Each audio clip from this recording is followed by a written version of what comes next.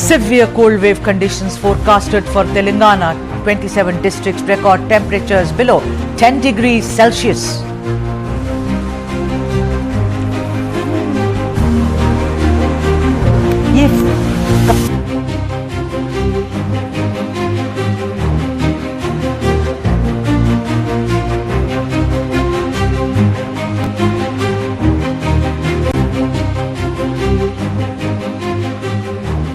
Okay, our top story today is a tribute.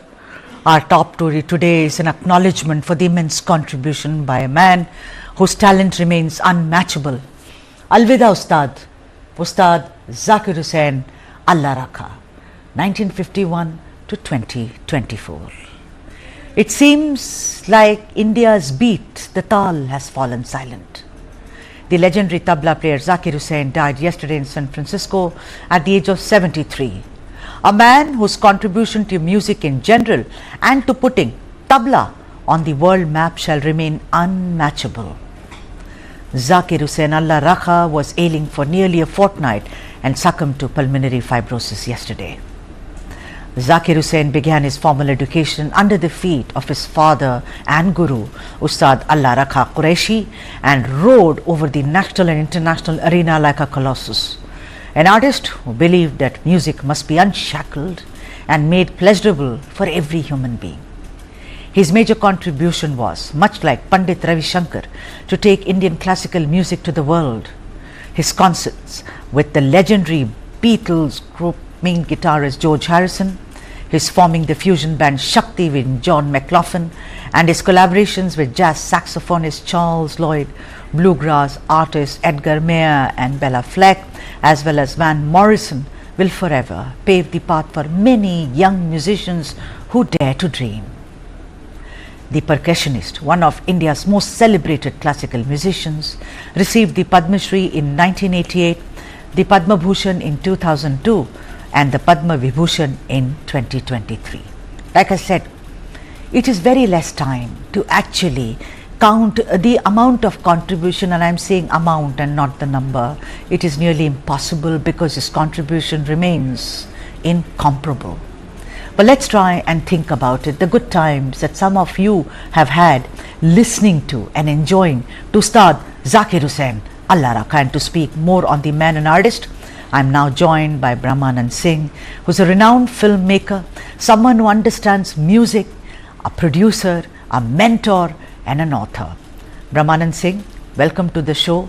I know it's a very sad day, but like I said, lovers of music like you and I shall celebrate this great artist. Brahmanand Singh, you knew him very closely.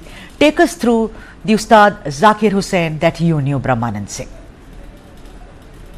Well, Sudha, the whole thing is that the entire nation or the whole world knew him in so many ways.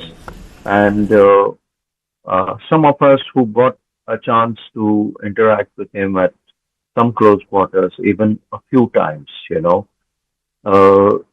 was so much to take all the time, because he was not just a brilliant percussionist, but he was also one of the finest minds in the field of music, and he could express himself so well.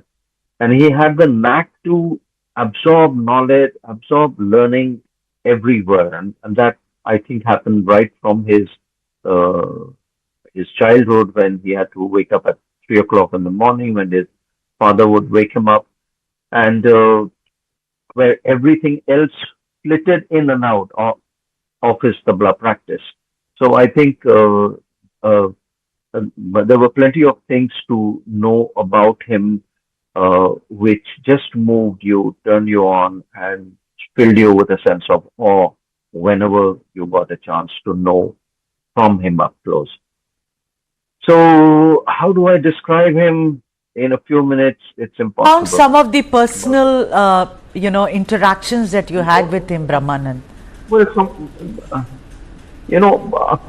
couple of finest things. I think some of them were always lessons in humility, in spite of the colossus that he was, in spite of the branding that he had attained, in spite of the stature that he had.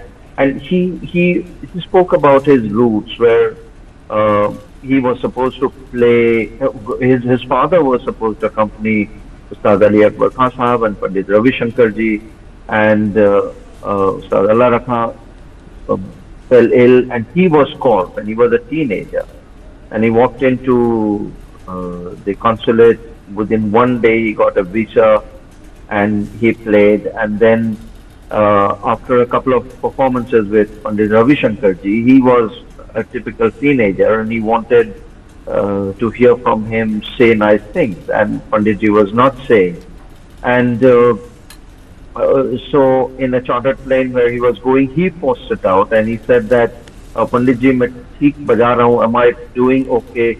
So he said that, I wanted to listen that, yes, of course, you are so brilliant and so fantastic. And Pandit ji stumped him over with the question that, yes, you are playing fine, but tell me, do you have any idea about the 1.5 long hour that I played, one rag? What rag was that? And he said that I was dumbfounded. And he said that that was my first learning lesson, which Pandit ji passed on. He said that, my dear child, you were so busy looking at the accolades from the public that you were not paying attention at your main performer who you were accompanying. And he said that was the day that I changed the position of my seating. Before that, it was facing the audience, then it became half audience and half the performer who he was accompanying. And, I think therein started lessons in humility, which probably lasted a lifetime. Everything, the kind of passion that he had from an early childhood, the way he explained so many times, to go after wherever there was learning available, whether it was folk music, it was minstrels, in melas. He always had something or the other to pick and then experiment. And I'm not at all surprised the kind of heights that he achieved, because he was a constantly alive mind, experimenting. Well, in that sense, the whole family is that way. So is his brother Tawfiq, who's an amazing experimentalist. But, like Zakir Bhai was an amazing mind, always at work, trying this, trying out. And I think that was one. The other was his faith and his belief, which was so widespread that he had said that he had forgotten whether he was following Islam or Christianity or Hindu philosophy or anything like that. So I think the philosophy that he maintained was music, which started from the time that his Abbajan had uttered in his ears the tablika bowl instead of any religious mantras, so to say. So I think those are the kind of things that remained, and he never let success get into his head. I think that was an amazing. It's not very easy. The kind of accolades that he always got, the kind of following that he had, people were crazy about him. People were ready to applaud him for anything brilliant that he would. It could have. I mean, it would happen at least 20 times in any concert, and it could have gone into his head, but it never did.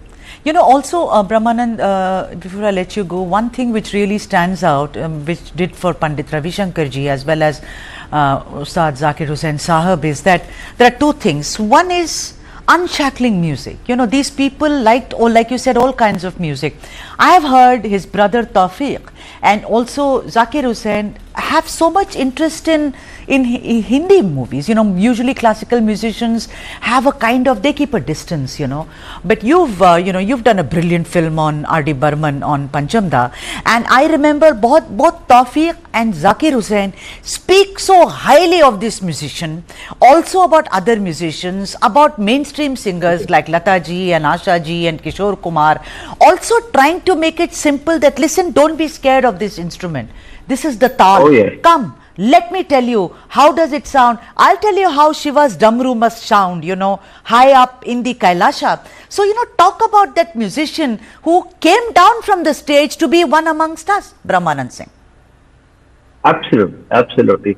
I think the kind of regard that both these brothers and a lot of people of their stature have for film music and these legendary popular musicians, so to say, is mind blowing because again, they are constantly learning, and this was true even for, out of context, but even for people like Bhimsen Joshi, whose favorite song was from a lot of songs from Amar Prem, and he would just be fascinated and say that how have they created this kind of a melody? It's not so easy. Right. And coming back to Zakir Bhai, I think Zakir Bhai, Tawfiq Bhai, these are people who are constantly looking for learnings from popular format, and that is why I feel, this is my understanding, that which is why they have managed to reach out to the masses in spite of staying in the best of classical modes and classical genres. When it comes to being a purist, he can be an absolute purist. When it comes to being experimental, he can be a phenomenal expert. And Brahmanand Singh's put it so beautifully, straying to be able to straddle both worlds as a purist and as someone who understands the simplicity of music for the masses. Brahmanand Singh, thank you so much for joining us to pay tribute to Ustad Zakir Hussain. Allah Rakha. Thank you indeed. Thank you. All right, our next story is political and it's coming from Karnataka. That is BJP and Congress's vitriol over Waqf in Karnataka. What is really going on? Karnataka seems to be heating up, hotting up, say what you may, every day. Even as Waqf has taken center stage across the nation, and particularly in Karnataka, a new controversy with serious political implications has broken out in the state. The ruling Congress party has accused BJP state president BVY Vijendra of attempting to bribe a former minority commission chairperson Anwar Manipadi to suppress the investigations into the Waqf property encroachments. Chief Minister Siddaramaiah has alleged that BJP leaders, including Vijendra, are involved in grabbing Waqf properties. According to Siddaramaiah, Vijendra offered a bribe of 150 crores to silence Anwar Manipadi during the previous BJP government's tenure. Speaking to News9 in Bengaluru, Anwar Manipadi refuted the claims of Vijendra ever having approached him. He said, BVY Vijendra never came to my house. He was not involved when I submitted the report on Waqf property encroachments. Now, Manipadi also confirmed that during his tenure, efforts were made to lure him, which is true. But he added that most of such attempts came from Congress leaders in 2012-2013. Listen in. When I submitted the report, BVY Vijendra was not even the scene. I discussed it with him when he was a vice president. I asked why your father is not taking note. BVY Vijendra never came to my house with 150 crore. 90% of what CM said is false. Manipadi's report revealed that while 1.60 lakh hectares of property belongs to the Waqf board, only 54,000 hectares are officially recorded. Of this, 27 to 28,000 hectares were allegedly encroached upon. Siddaramaiah, meanwhile, has suggested handing over the investigation to the Central Bureau of Investigation. Manipadi has supported this move and said that it shall now expose Congress leaders' involvement in the controversy. The BJP has dismissed the allegations as completely baseless and accused the Congress of politicizing the issue. Listen in. By raising this issue, Chief Minister Siddaramaiah as well as Congress party, they are fooling themselves. Today I am going to raise this issue on the floor of the House because the responsible minister Priyanka Karge has alleged that I was willing to pay 150 crores to close the Waqf issue. So since he has already raised the issue on the floor of the House, it is my duty to respond to the query or the issue raised by Priyanka Karge as well as Chief Minister Siddaramaiah I'm going to reply on the floor of the House.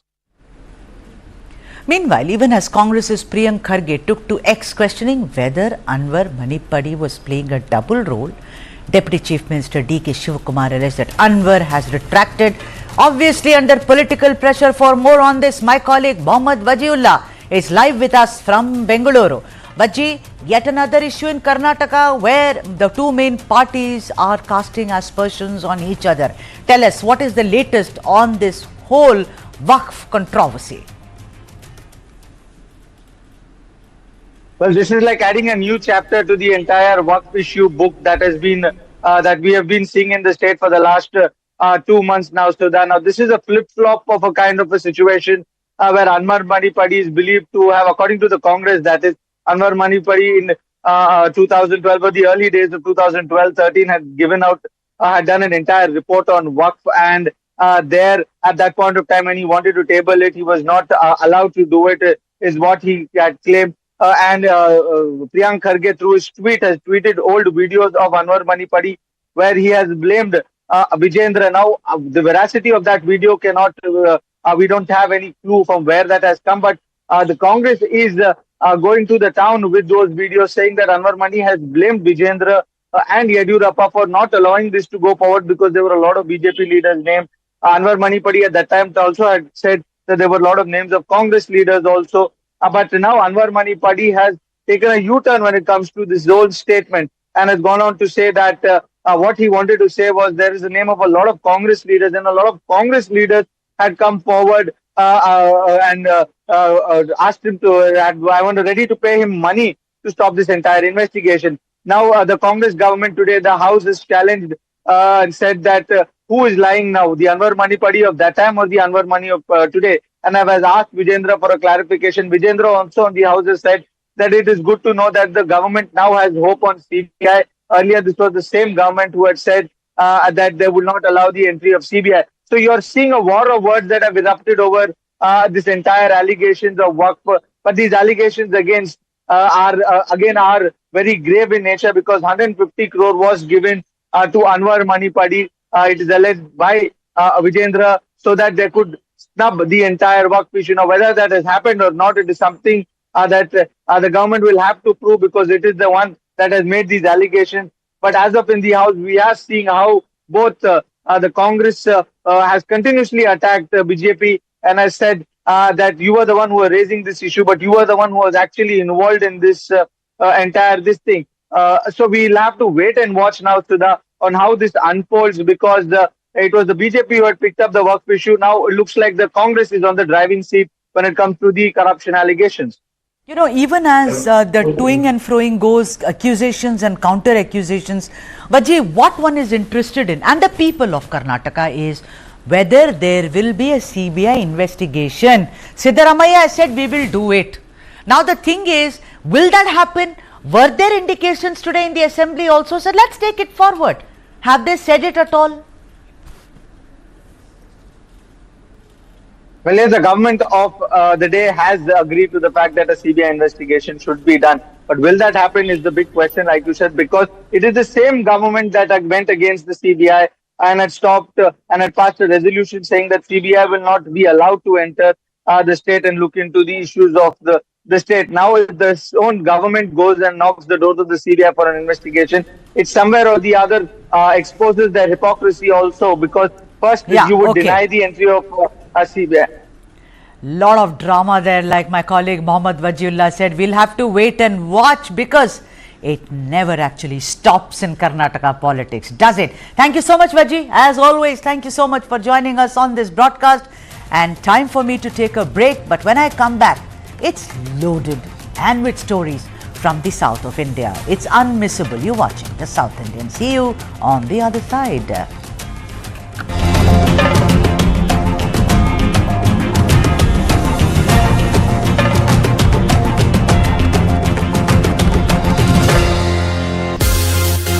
Challenge is part of business.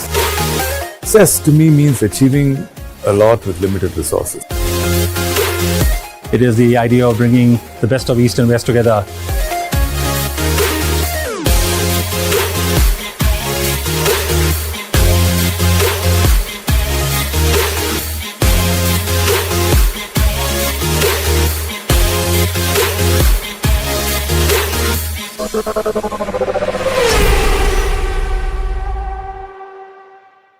Prime Minister Narendra Modi became the first Indian Prime Minister in over 41 years to visit Austria. The visit of Prime Minister Modi to Vienna this July was hugely important. The Migration and Mobility Agreement that entered into force in September 23, for us a very important step in our bilateral relationship.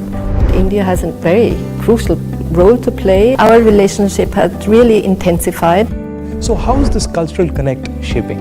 A long tradition of Sanskrit studies in Austria, at Vienna University in fact, since 1845. There have been Sanskrit studies at the University of Vienna.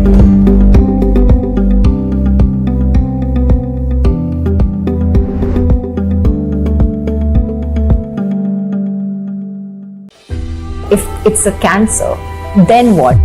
It's very distressing. Anyone can have cancer. Mentality है कि ये बीमारी मुझे नहीं हो सकती. There's a thing called cancer is right inside me. सबसे पहले जो होता है ना, डर जो होता है कि now at the end of the world. My life went upside down. Stigma associated with it, which is very scary. In our country, more than 14 lakh people get diagnosed with cancer every year. Out of that, more than 9 lakhs die every year because of cancer.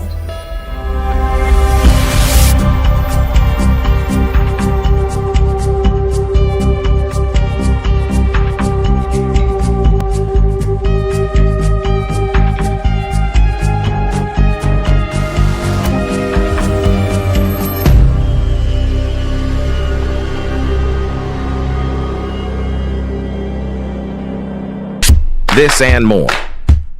Streaming on News9 Plus. Subscribe and get free vouchers.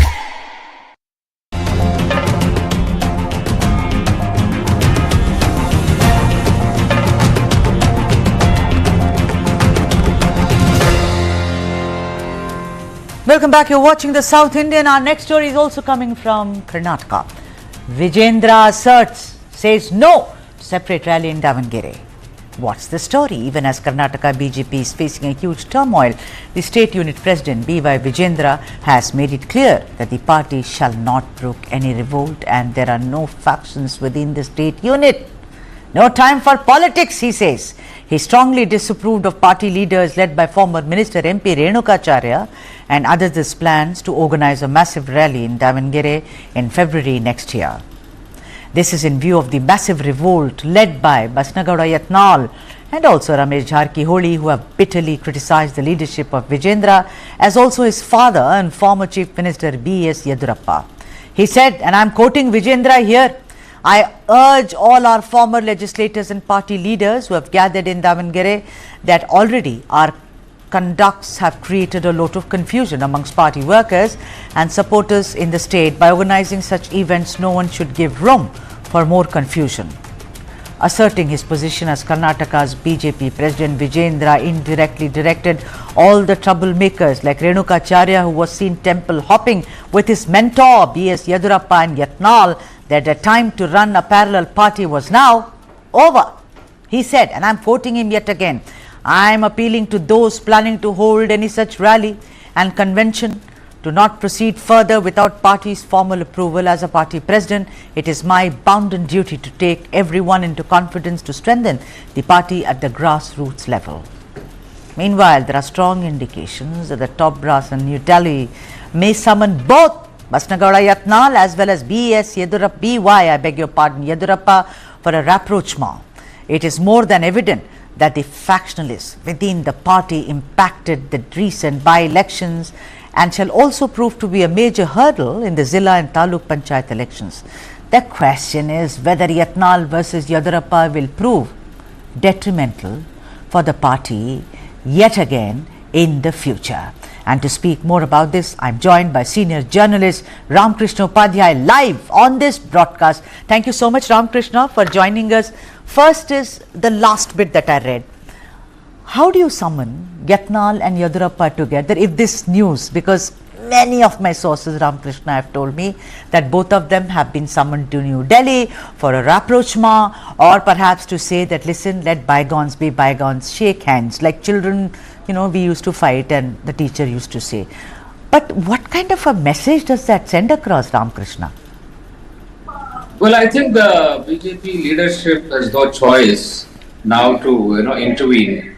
It has to be a very serious affair because Vijayendra, I can find that is an attack from all sides, and the Congress has also joined the tamasha in the smear campaign. I think the issue that raised is quite ridiculous. In fact, trying to say that Munapadi tried to offer Vijayendra tried to offer 150 crores to Munapadi, which has of course been denied by Munapadi. And even Vijayendra, he says, why would I pay 150 crores to save the Congress leaders?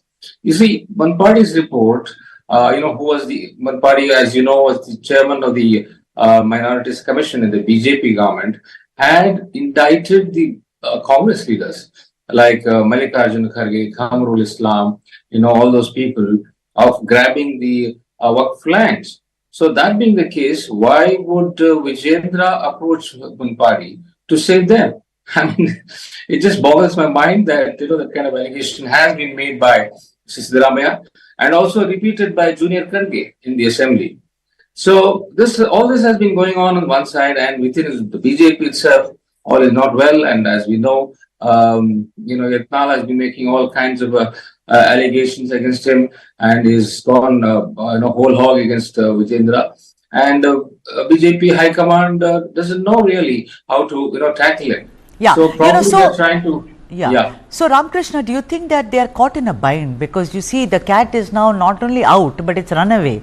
So the only thing that option they have is to call both the leaders and sit them down. So you think, because I think Vijayendra is asserting himself, he's become very passive aggressive, to use a term like that. The thing is that what do? You are hemmed in from all sides, everyone is gunning for you. But then the larger question, Ramakrishna Upadhyaya, is that it already cost them the by-elections, the 3 by-elections, and now with this, it's going to do them more harm, no, Ramakrishna? Absolutely. I would say Vijayendra is becoming passive aggressive. We don't know what what he's trying to do. So clearly, he is not in control of the situation in Karnataka BJP, and I'm sure the BJP central leadership is worried about what's been happening.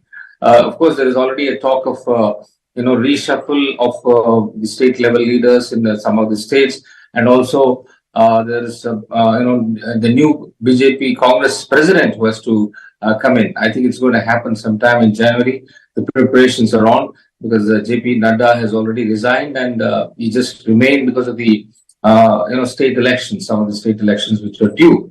So that being the case, I think already whether Vijayendra should be continued or it should be replaced. I think some discussion must be happening among senior leaders in Delhi, and they need to find out what exactly is in Yatnal's mind too. So probably that's the reason why they've called, and Europe also has to be pacified just in case Vijayendra has to be replaced. So, and I don't know, see what Yatnal wants. So whether is he ready to go to the center? There is some talk about Yatnal being made an office bearer in the national party. Right. So whether he will accept that or not. Yeah, okay. So one doesn't know about his plans. So the thing is that what is this great nervousness about Renukacharya's rally? I know there has been a parallel Padayatra. I know that there is a parallel Waqf kind of a rally which has happened. It's very clear that it is A and B within the BJP. But to say that no politics and no factionalism, I will not allow this. The nervousness around Renukacharya only because, what is the whole scene about? Why is it that this is being made into such a big issue? Is Vijayendra really extremely nervous that his chair is now in danger? Because if that happens, it will happen the second time in the Yadurappa family. You see, Renukacharya is a curious case. I don't know. She is supposed to be a staunch loyalist of Yadurappa, the elder man. And why would he do something that will hurt Yadurappa's son? So I'm really baffled by what Renukacharya is trying to do. Probably each one is trying to do something on their own. So that being the case, Vijayendra suddenly finds that nobody is listening to him, and probably, Renuka Acharya meant well, and he wanted to show, support in favor of Vijayendra by organizing this Davanagere rally. But if at all that was his intention, he should have talked to Vijayendra. He should have consulted other senior leaders. He can't just go on his own and organize something. So everything is going helter-skelter in the BJP in Karnataka, and Vijayendra, I feel that his days as the BJP president in Karnataka are numbered. Do you think that this time around, do you think that this shall pass? This whole Yatnal versus Yedurappa family feud, which is, and several other factions. Do you think this will, some leader in Delhi will sit them down and speak to them and put some sense into their heads, Ramakrishna Upadhyay? Well, I don't know, because Yatnal is beyond any kind of, reasoning. I mean, the way he has been going about, for the past few months after Yedurappa and his family, I wonder whether, he can be reined in at all. So the only way is to either, the central leadership really comes down heavy on him, or that he some sense is put into his head. So really, the Congress, the BJP is in a bind. They don't know what exactly to do with Nal. They're very clearly are not interested in expelling him from the party, because he's a very senior leader of the Lingayat community. That too, Panchamsali Lingayats, who are already angry with the BJP. So there's no possibility of them, further angering the community by expelling him. So that being the case, they need to find ways of, appeasing it now, if at all that is possible. And I think probably one of the things that they might do is to elevate him to some position of power in the central BJP, so that he feels happy. On that note, Ramakrishna Upadhyay, thank you so much for joining us on this broadcast. Like Ramakrishna Upadhyay said, we'll again have to wait and watch. Seems like political chaos within the state unit of BJP in Karnataka. Time for me to take a break. I'll see you on the other side with lots more from the south of India. Don't go away.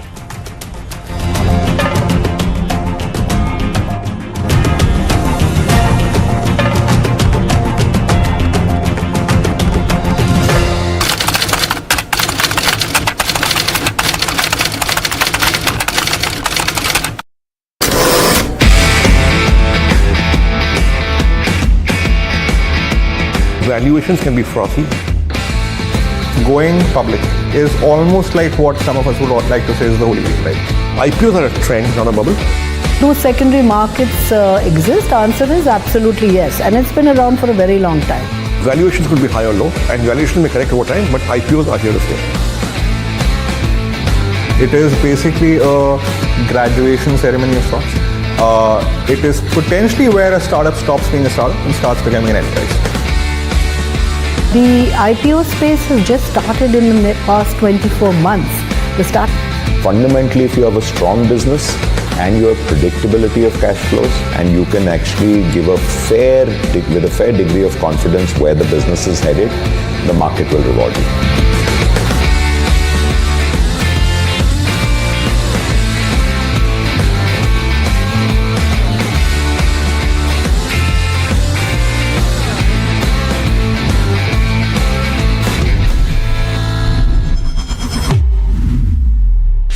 This and more. Streaming on News9 Plus. Subscribe and get free vouchers. Challenge is part of business. Success to me means achieving a lot with limited resources. It is the idea of bringing the best of East and West together.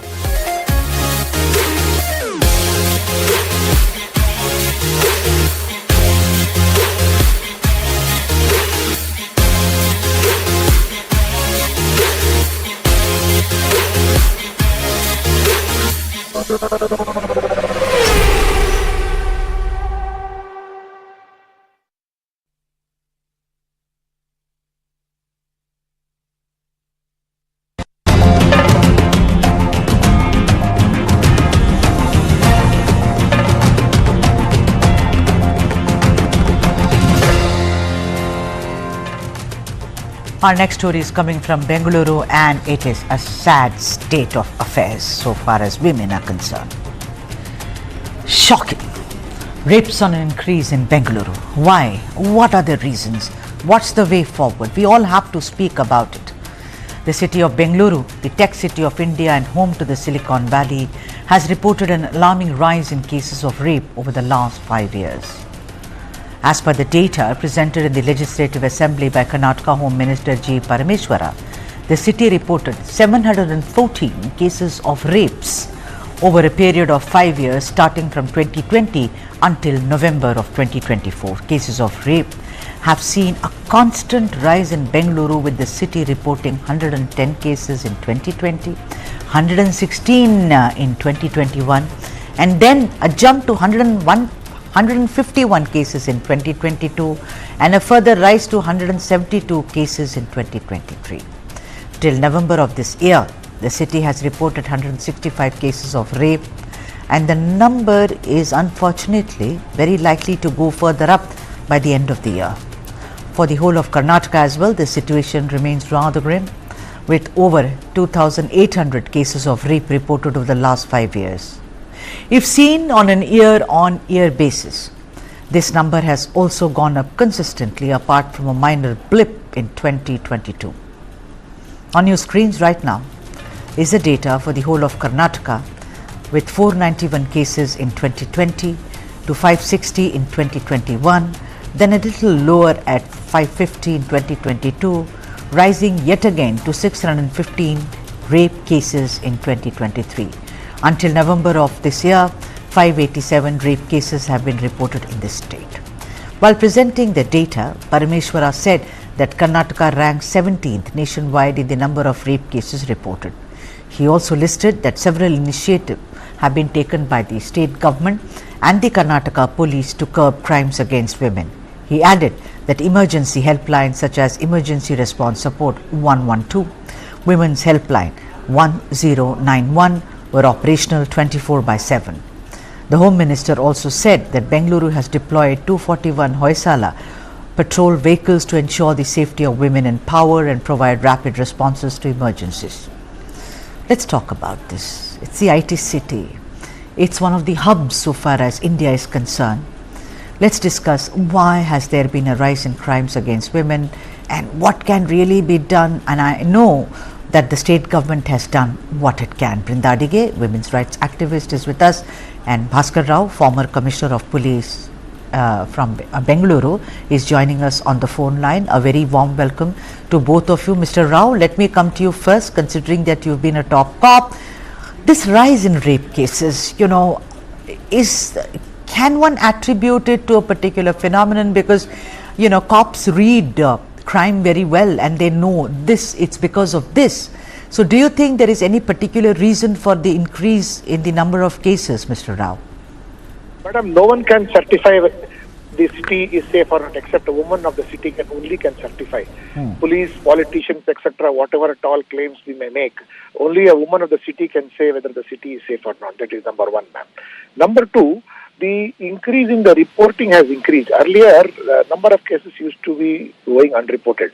So women feel a little more empowered, and police have also become proactive in registering these cases over there. So increase in numbers is definitely not a good sign, but also on a positive note, cases are being registered. Thirdly, what happens is that a lot of consensual sexual activity has gone terribly wrong. And fourthly, I would say that yes, sometimes the situation gets out of control in certain areas where policing is not very effective. But by and large, you should give credit to the people of Karnataka that they have a lot of respect for women, and women, it is not like North Indian states where women are treated badly. Here, women are treated very well, and that kind of fear among women is not there as regards their security is concerned. And, yes, the figures are disturbing, but I think the reporting has increased, but there is still a lot of scope to make the whole state as well as the city much, much safer with higher amount of conviction. Here we have been lagging behind. If convictions improve, a lot of crime will also go down. Yeah, Thank that's you. what I wanted to ask Brindadige. Brindadige, hi.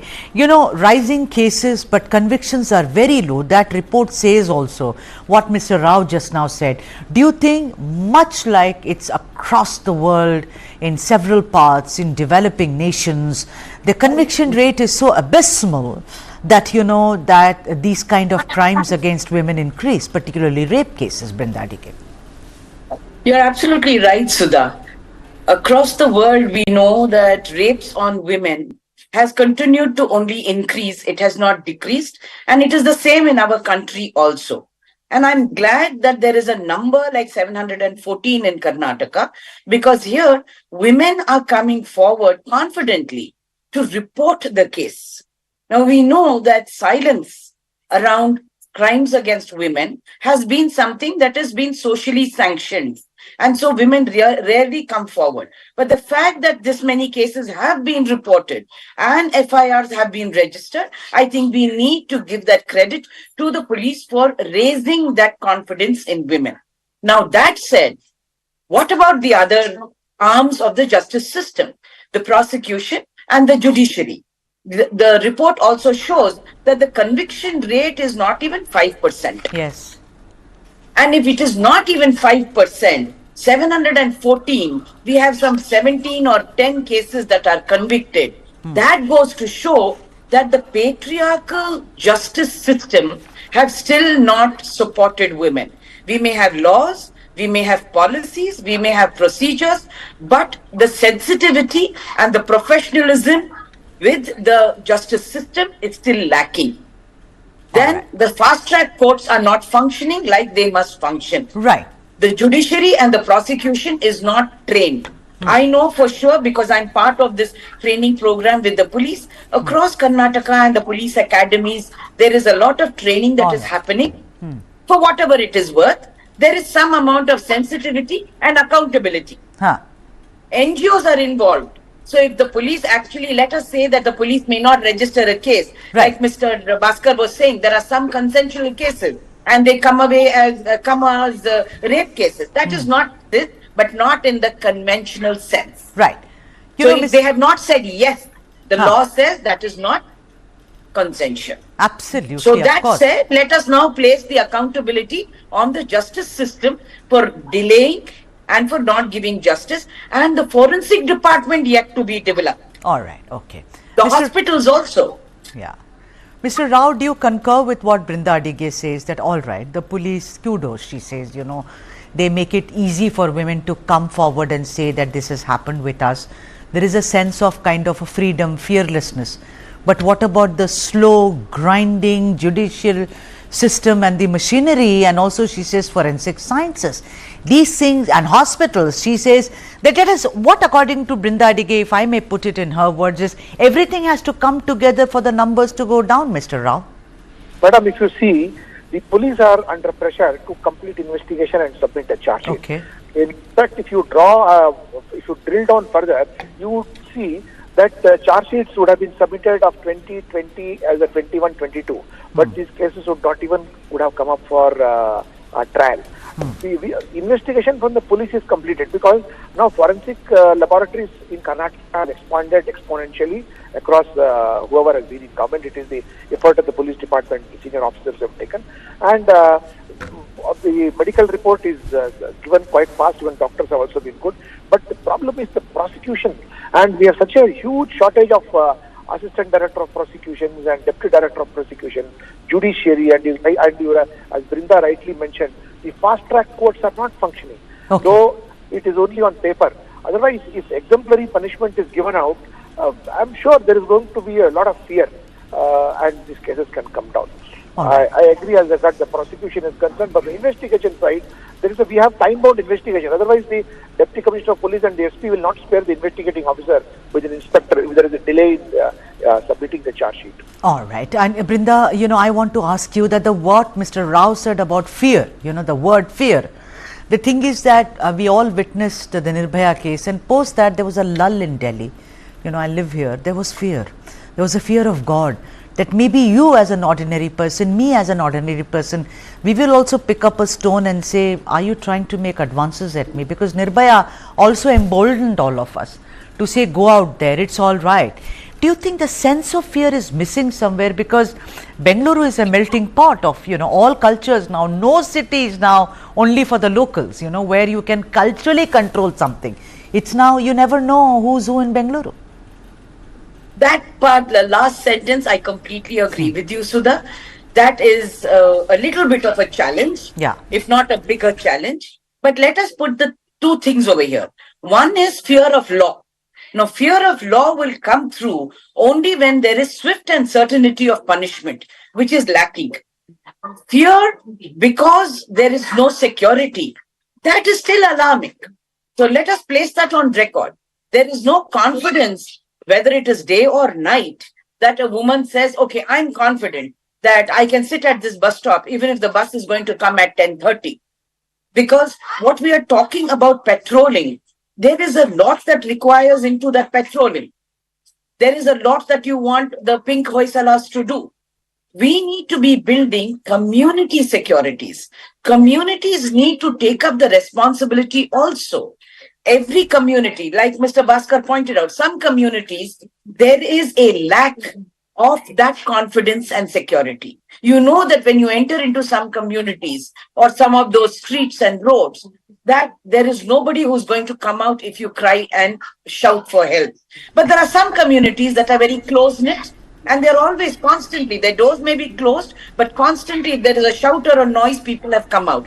It is up to Bengaluru to build that sense of security and confidence and safety, not only among women, but also senior citizens and others. So well said, Brinda, that Bengaluru needs to build this. I hope, ladies and gentlemen, you agree with what Brinda Dige says. On that note, thank you so much, Brinda, for joining us on this broadcast. Mr. Bhaskar Rao, it was such a pleasure to have you on the show. Thank you indeed. Moving on to the next story. In the latest development in the Atul Subhas suicide probe, the three accused individuals, that is Atul's estranged wife, mother-in-law and brother-in-law, were arrested despite several challenges, including their constant change of location and lack of cooperation from local authorities. The accused, who had been evading capture by changing their locations almost every day and communicating solely through WhatsApp calls, were finally tracked down, and it was a single phone call which proved to be their undoing. The major clue about their location was the missed calls they made to acquaintances while they were on the run. The police, which was meticulously monitoring the contacts of the accused, finally was able to track their location to Gurugram in Haryana. As the team arrived at the location, they found Atul's wife, Nikita, living alone in a room. Nikita was immediately taken into custody, and through her, the police contacted her mother and brother, who were taken into custody from Prayagraj. The police acted quickly and transported all the suspects by flight without obtaining a transit warrant, a step that usually requires local court permissions. Upon arrival in the city, the suspects' statements were recorded within 24 hours and presented to a judge. They were then remanded to judicial custody. The accused mobile phones were also seized, with further investigation underway. The next story is coming from Tamil Nadu. After a minor respite in rains over the last 2 days, Tamil Nadu is once again expected to receive heavy rainfall, as the Indian Meteorological Department, or IMD, has issued an orange alert in 4 districts of the state. The Met Department has said that a low pressure area is expected to form in the southeast Bay of Bengal and is likely to bring heavy rains to the state over the next 2 days as the low pressure area intensifies and moves towards the Tamil Nadu coast. Moderate to heavy rainfall is expected in Puducherry, Tanjavur, Ariyalur, Perambalur, Pudukkottai, Tiruchirappalli, Kallakurichi, Villupuram, Chengalpattu districts. This fresh spell of rains is predicted at a time when the residents are still facing several difficulties due to waterlogging in several places due to the recent showers. DMK MP K. Kanimuri on Sunday inspected the flood affected areas in Thoothukudi and apprised Chief Minister M.K. Stalin about the situation. Kanimuri informed that more than 1,500 people have been evacuated from the banks of the Tambrabarani, and they were still staying in 33 relief shelters. Farmers have meanwhile said that banana crops in several acres in Madurai have been destroyed due to the heavy rains. Farmers in Harur are also worried as tapioca, potato and cotton crops were decaying due to stagnant water.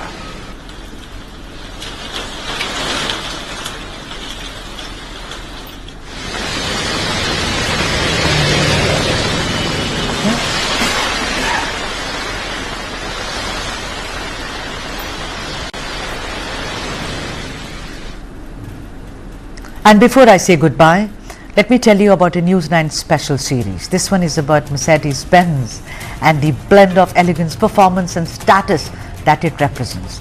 At the Mercedes-Benz Museum, we spoke to top achievers to understand how every great achievement starts with a vision, just like Mercedes-Benz's timeless legacy. Watch News9 special series Drive the Future on News9 Live as well as News9 Plus. This is unmissable.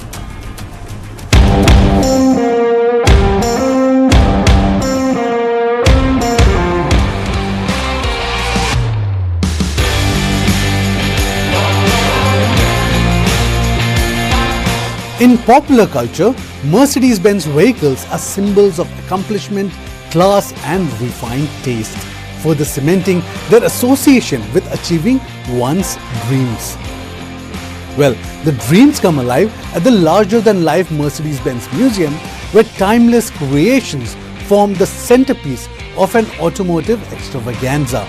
At this iconic location, top achievers will explain how every great achievement starts with a vision, just like Mercedes-Benz's timeless legacy. You're watching Drive the Future.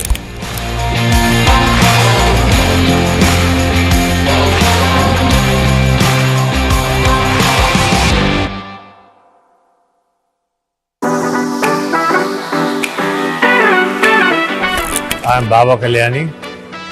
I'm the chairman of the Kalyani Group. I come from a very humble background. I was born in a village and I started working. In 6 months, I was running the whole operation. That's how fast my transition was. My first 7-8 years, I was almost doubling revenue every year. I was bringing a lot of new ideas, new innovation.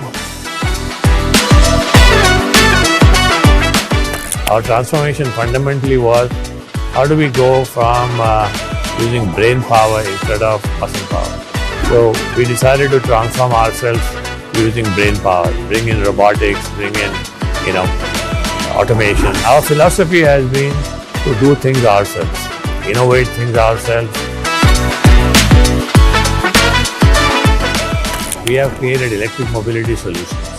We are creating that for Indian automotive, largely for trucks and buses and for small delivery vehicles. And our products will be in the market next year. So we are pretty much on the game. We know what to do. It needs to have 3 underlying conditions. You need to have passion for what you do. You need to have belief, honest belief that what you are doing is the thing that is going to produce the result. And third, whatever you do has to create value for the society around you.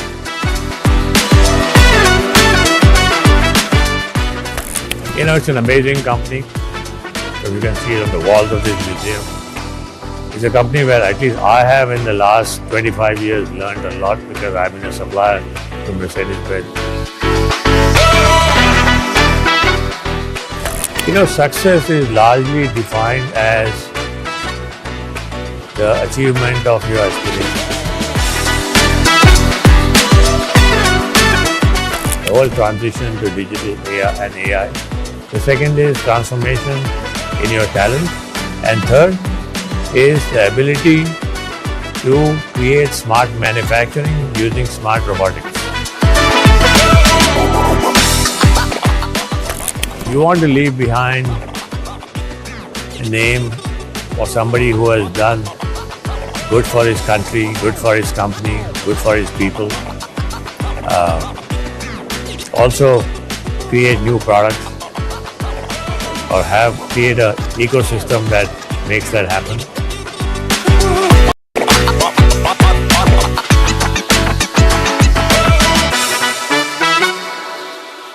The section is called The Bit of the Empire Striking Back. It is not me who said it, it's Mr. Tata who said it. And normally you don't expect him to say that because he's very polite, he's very understated. But at a weak moment in the speech in Cornell, he said India's acquisition abroad made by Tata Group is kind of the empire striking back. Please understand, Mr. Ratan Tata is a very, very patriotic man, extremely nationalist. He had the nation's interest first and everything else second.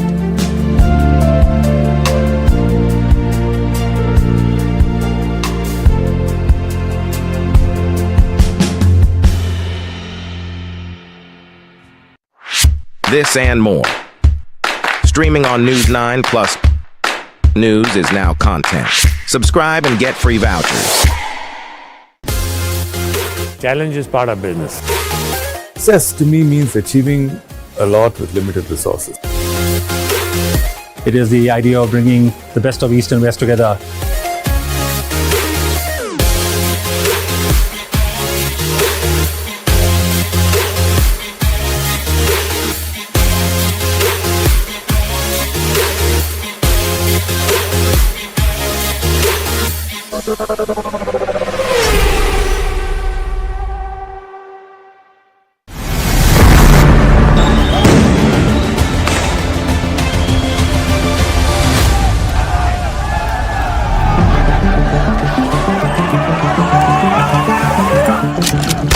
India's neighborhood has been in turbulence all throughout.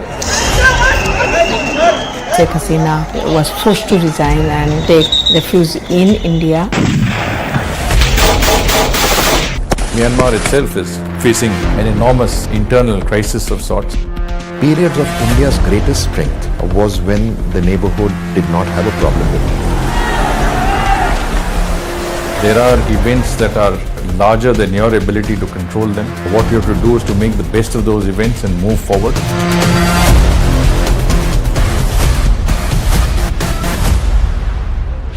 This and more. Streaming on News9 plus news is now content. Subscribe and get free vouchers.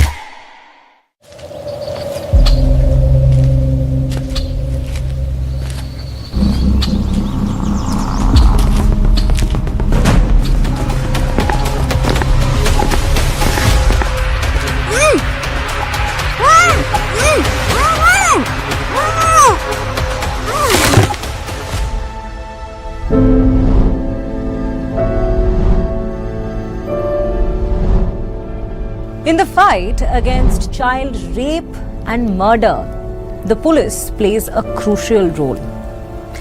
Their involvement is both proactive and reactive. It includes interventions at the prevention